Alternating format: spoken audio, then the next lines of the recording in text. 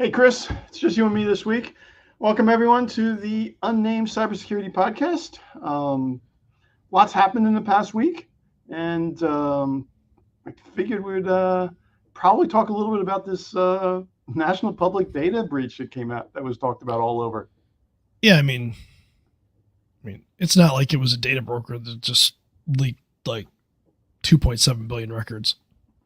Oh, wait, that's exactly what it was. Well, it wasn't 3 billion. Well, no, and some of it is a combination of like email addresses. It looks like there's about 272 million social security numbers. There's only 330 million people in the United States. It means not very many people aren't affected by this. So credit be damned, I guess. I guess we're gonna have to make sure we're on top of that. I read one thing that it actually had previous addresses included with it, which is something that shows up a lot on some of these security questions that show up. Have you ever been affiliated with any of these addresses? I think I have that data. Hold on. How long was it? It was a stupid amount. It was like 30 years or something. It was crazy. So I guess if the average age is 70 years, if they have 30 years of addresses, yay. Wow. Some people, I bet there's a lot of people don't even know where they live that whole history there. That's true. But I probably had 5 addresses since college. So yeah, it's possible. I love when you do the credit checks and they're just like, hey, when did you live at this address? I'm like, I don't know.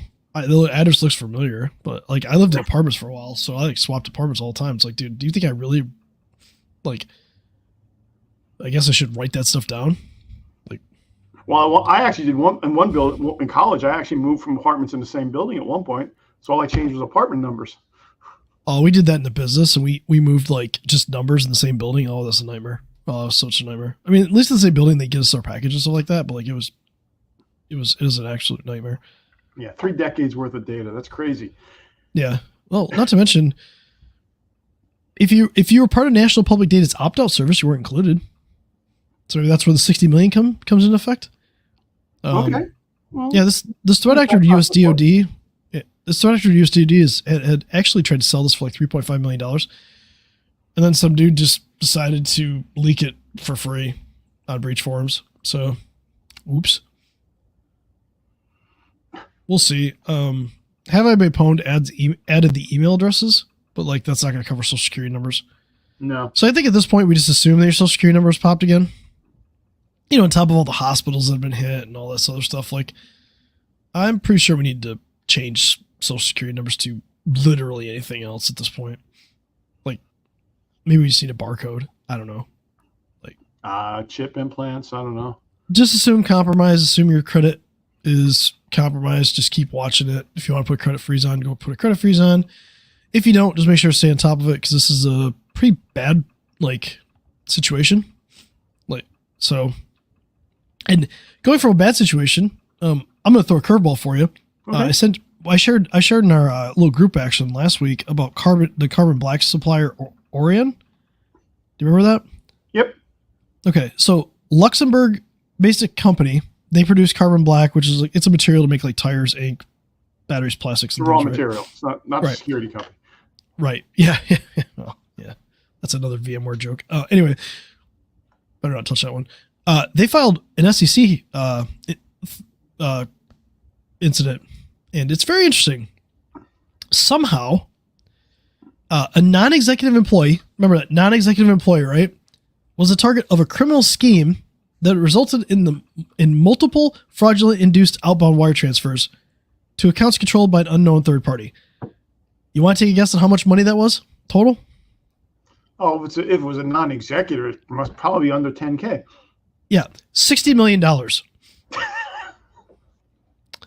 I want to know how a non-executive employee can transfer $60 million before they realize that, oops, I screwed up.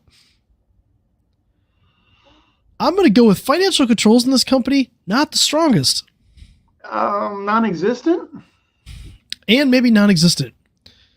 So, what? $60 million? This is one of the worst ones I've ever seen from a standpoint of like a non-executive person. Like, how did they transfer $60 million without like It's wild. Well, that goes back to what I'm seeing with a bunch of things going on right now. Because we're talking to some prospects, and they're like, they hear cybersecurity, and the CEO or the executive director is referring it. Oh, let me get my IT guy involved. And it's like, no, this is more than just your IT guy, and they're just not putting that they need controls in place to really run their business. Well, you want the best part about this Orion thing? The CFOs who signed off on the 8K with the SEC. May not be the CFO very long. Just saying. No. Not that I want anybody to lose their job, but like to not have. This is gross mismanagement. Like this is crazy. I wonder if that employee was just the CFO just said, here, use my account to log in and make the transfers. I don't want to deal with it. Dude, I don't know, but like $60 million, like could you at least transfer some to me or something? I'm just playing. Yeah, it's just like I don't understand it. Like I just don't understand how a company that big could like make that mistake. Really, So if you want to transfer to Chris, it's Venmo at Chris. I'll post my Cash App if you want. My Venmo, like I'll do it if you want to send me some money. Boy, that could get me in trouble. So we have almost 3 billion records leaked. We have somebody getting hit with a business, got fraudulently social engineered out of $60 million, non-existent or a non-executive person, which is wild. And then did it say if that was email based? I don't know if it was email based. Oh, look. They just said they didn't really go into too much detail on the AK. They just said they got swindled. I'm guessing it's probably started as email. I'm guessing. This got to be a pretty elaborate scheme, though. Yeah, they said it was BEC. So, yeah, they must have got tricked from a BEC situation. Yeah, so, yeah. BEC, everybody out there, number one attack we see over and over again. Business email compromise. Yep. Business email compromise. We see it's wild. We see paychecks trying to be stolen from business email compromise, invoice manipulation, trying to blow up some deals. We had one with a customer where I think I talked about this, but there's like 4 or 5 companies involved, and one of the companies got breached, and then they convinced sent something from their SharePoint to convince our users to basically put their credentials in and give their credentials up. I mean, granted, we stopped that in like 15 minutes, but from the time they did it, but nothing bad happened. But it's wild out there what people will do, especially if they know you have money. Like you can be like you can do whaling, which going after an executive or something like that. But spear phishing is going after like an individual user, and then just phishing is just like kind of like a blanket thing.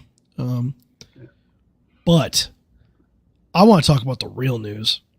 None of this stuff stands up to the dumpster fire that is X's Grok image generator. So responsible AI is kind of important, right? Like we need to have some guardrails around AI because it has access to certain things where guardrails are good. People shouldn't be able to create certain things. And you have like a certain person that has talked about responsible AI in the past and decides to just throw it out the window, and Grok with image gets released. And this is part of X, so formerly Twitter, if you don't know what I'm talking about. You can read between the lines and the rest of it. But the images these people were creating, well, they're interesting. You can have your favorite person doing cocaine. Oh no. Mickey doing school shootings. But don't most of these AI generators have some content controls in them? Yeah. Apparently they just said no. One person discovered that if you just tell it that you're doing like crime scene investigations or something like that, like it will just open it up and you can just do whatever you want. Great. apparently somebody created one of Barack Obama stabbing Joe Biden with a knife, like Taylor Swift in certain situations. Like, this is bad. Like, what are people doing? And they were just posting. The worst part is they were posting on X. Like, they were creating it on X and just posting it. And like, I'm all for free speech and all, but like, there's some wild stuff out there. They may get sued for copyright infringement, first of all, because straight up Mickey's on there, like Teenage Mutant Ninja Turtles. I mean, I can't believe that they're doing this. And yeah, it's an interesting case. And as this stuff gets more realistic, because these are pretty hyper realistic images too, as they get more realistic. Images, like when I saw some of those images, they had words and stuff in them too, which I hadn't seen successful AI images with words and stuff getting embedded. So yeah, there's a reason why Microsoft even went to Congress to outlaw AI generated deepfake fraud back in July. It's a big problem. Like, we're going to get to a point. I mean, video deepfakes are already bad. Audio deepfakes are terrible right now. Cause I mean, you can pretty much copy anybody's audio. Cause especially if somebody's a public figure and they've been like talking and stuff like that, super easy. And this Grok stuff is wild. Like, and that's so much for guardrails. And that's just included on any Twitter account that people have, right? That's not. You have to pay. You have to pay for it. You have to subscribe. Yeah, you have to subscribe to get access to it. Got it.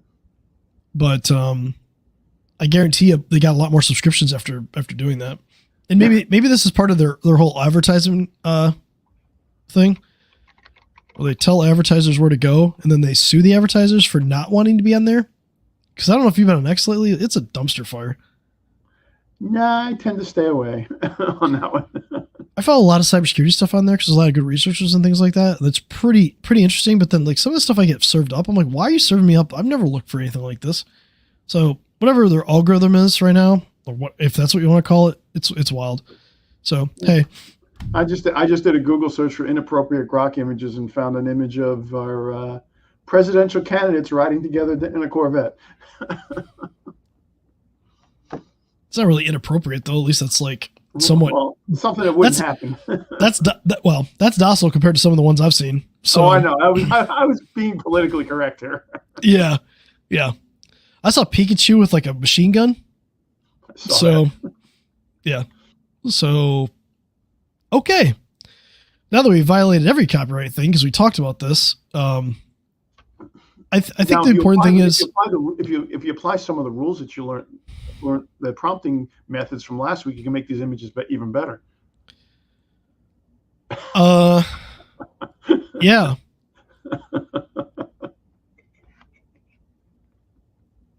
Oh, anyway, Mr. Musk touts the uncensored AI images on X's chatbot, calling Grok the most fun AI in the world. Most fun AI. There we go. Yeah, well, it's fun, all right. It's created quite the. Okay, so when they start using that to put people's faces on inappropriate scenes for kids, then we have a real issue going on because they're already chasing a lot of problems around that space. Upload images and manipulate them. Great. Yeah, I mean, there's a lot of image generators out there. I don't know if you played with Midjourney before. No. Yeah, there's Stable Diffusion. Yeah. Dolly 3 is OpenAI's. Although Dolly 3 can't do text for the life of it. Yeah, I know. That's what I was talking about earlier. Yeah, like it literally cannot put text for the life of it. It sounds like the Grok is using Flux is really the back end. That's the actual generation. They're using Flux as the backend basically for it. So they didn't create something new. They're just using an existing one. But yeah, it's kind of wild. I haven't looked at this. Do you know if they're embedding anything into those generated images to know that they were AI generated? Like, because you can hide stuff inside a JPEG file. I think OpenAI is like they're putting metadata for it. I'm not sure I'm assuming not for Grok. I mean, if I wasn't even thinking the metadata. I was thinking because I've seen some research years ago where you could make minor manipulation inside the JPEG itself. Oh yeah, to hide it, because then it transfers with the file versus the metadata. Yeah, that's true. I've seen that too, but I haven't. Honestly, I've no clue for Grok. It should be something that's on all of it, including videos, as we get going, because like we definitely want to be able to disseminate between like what's real and what's fake. What's funny is I heard somebody talking about this, and we go back to audio, right? One strategy you should use is to have a safe word. So if somebody calls you up and they act like they're being somebody different, like you have a safe word, or you have a piece of information that nobody else would know, other than that person, and then ask them. And if they can't answer it, then you know it's fake. Yep. But what do we do for images? What do we do for videos?